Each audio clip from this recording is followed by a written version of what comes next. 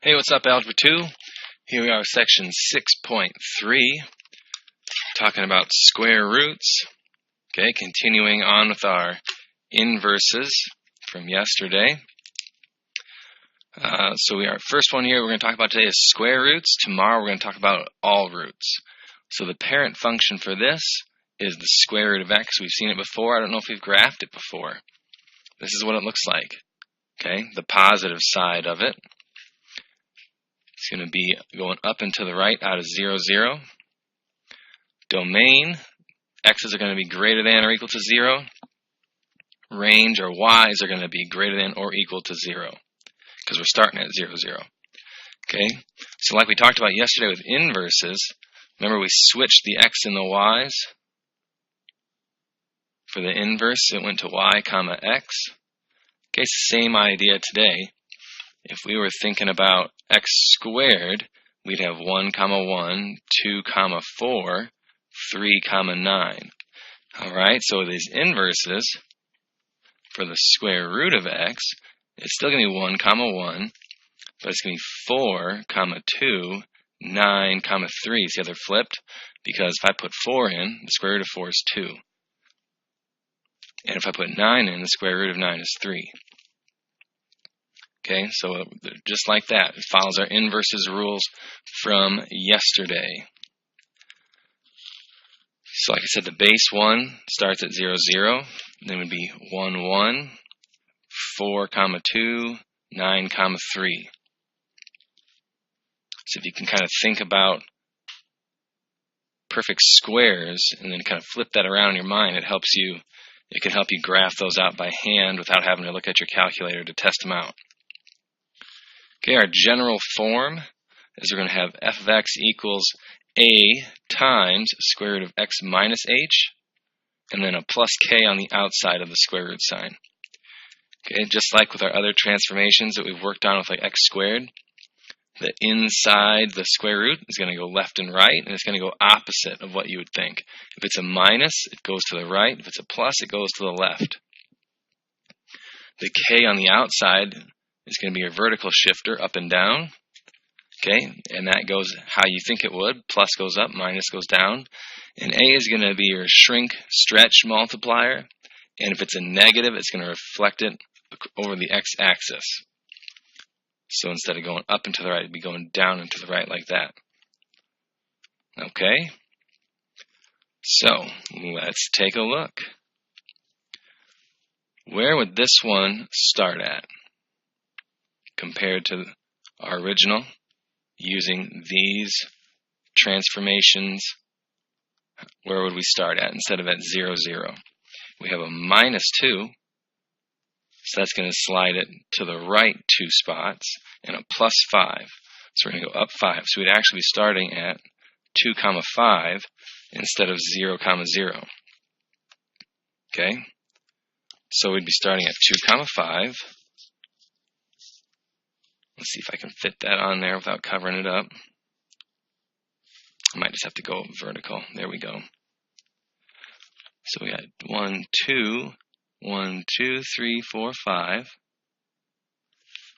Okay, and then we can type it into our calculator and get some points, or we can follow that pattern.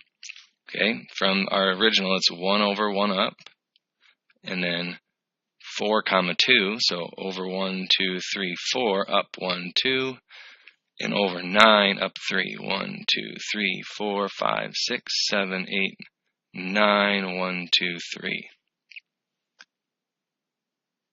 And there we go. Okay, so I was just pretending that 2 comma 5 was my new 0, 0. Okay, and like we had talked about up here, these are flipped. So it's 1, 1 still, that's the same point, but 2 squared was 4, so the square root of 4 is 2. So over 4 up 2 is my next nice point. So I went over 4 up 2 from my new beginning point. I went over 9 up 3 from my new beginning point. Okay, if you can follow that pattern, that'll help you graph some of these without having to look at your calculator. Otherwise, you are more than welcome to type this in. Square root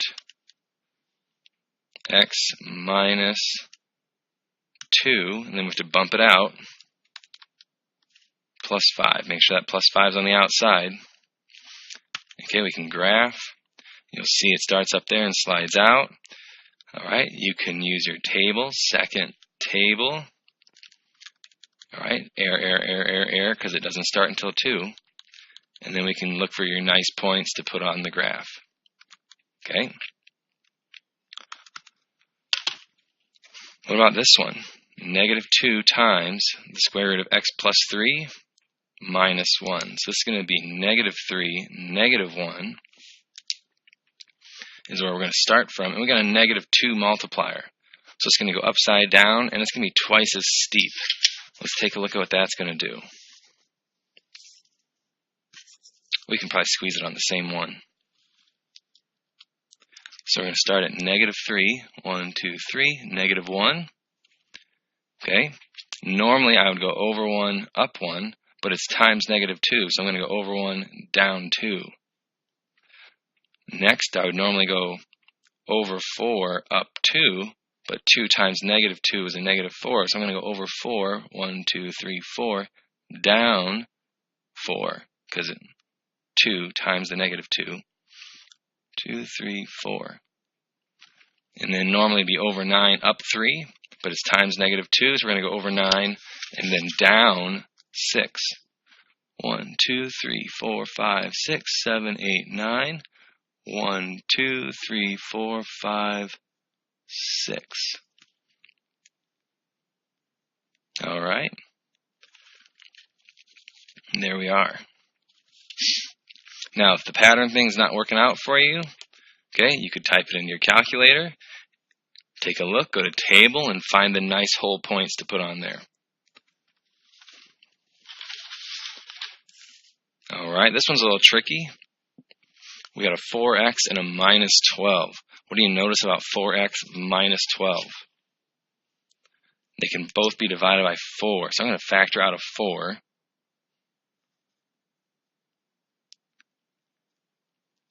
Okay, and now I'm going to split this up to the square root of 4 times the square root of x minus 3. And I can actually do the square root of 4. That's 2. So we might have to simplify it a little bit.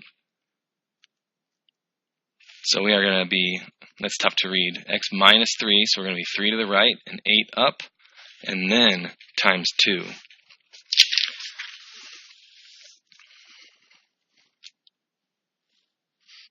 All right, so minus 3 is actually to the right 3.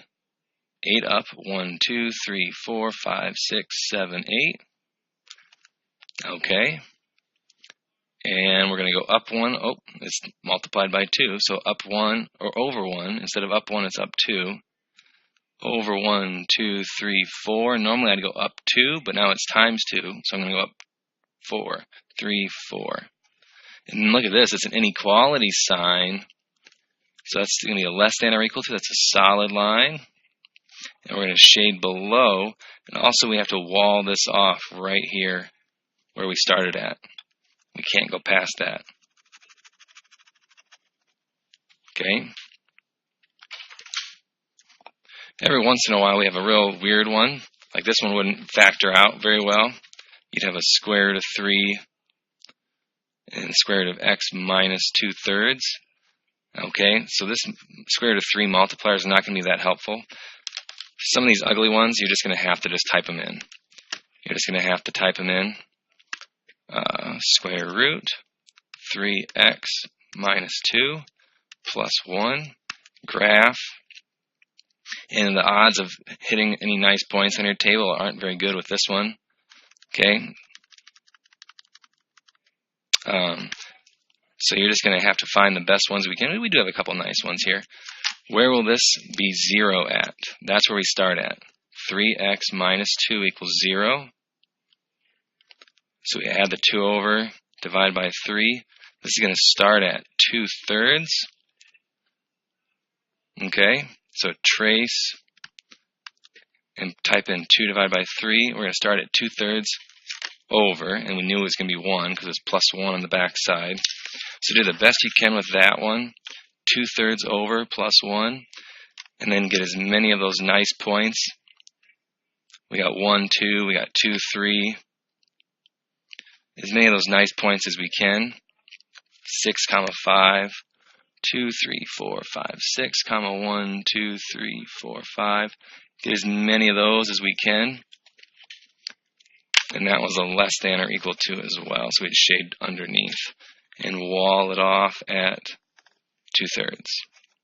Okay, so some of them are just going to be ugly, and you're just going to have to type them in and look.